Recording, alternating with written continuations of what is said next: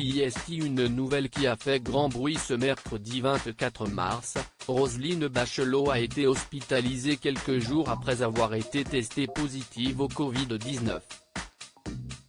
Comme l'ont indiqué plusieurs de ses proches à l'AFP, la ministre de la Culture âgée de 74 ans s'est vue préconiser par son médecin une surveillance accrue à l'hôpital pour les quelques jours à venir. Son cabinet a ajouté que son état est stable et n'inspire pas d'inquiétude. Depuis, nombreux sont ceux qui s'interrogent sur l'évolution de l'état de santé de la femme politique. Une chose est sûre, il ne faut pas compter sur Olivier Véran pour donner des nouvelles de sa collègue. Invité sur le plateau de Quotidien afin de parler de la troisième vague de l'épidémie de Covid-19 que traverse actuellement la France, CIST a demi-mot que le ministre de la Santé a évoqué l'hospitalisation de Roselyne Bachelot. Je n'ai pas eu de nouvelles de Roselyne, mais elle a été admise pour surveillance. Voilà, après elle a le droit au respect du secret médical comme tout le monde, a-t-il sobrement indiqué avant d'ajouter « Je lui souhaite le meilleur, CIST quelqu'un de très bien ». Un cluster au gouvernement ?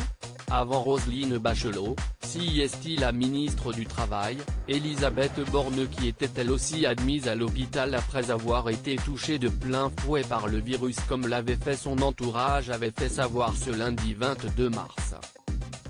Tandis que son état était en voie d'amélioration d'après son cabinet, son séjour à l'hôpital touche a pris fin comme l'a laissé entendre Olivier Véran. J'ai eu des nouvelles d'Elisabeth hier qui me disait qu'elle allait sortir de l'hôpital. Je lui souhaite un bon rétablissement, a-t-il confié à Yann Barthès.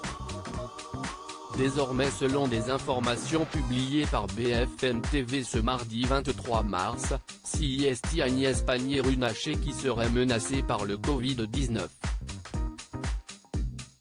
La ministre déléguée chargée de l'industrie et cas contact.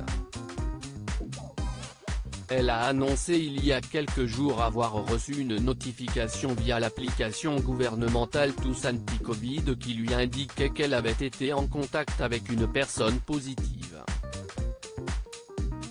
Pour ne prendre aucun risque, elle s'est immédiatement isolée. J'ai choisi de m'isoler, j'ai 3 enfants et un mari, à Bercy, où je circule entre un bout d'appartement et mon bureau.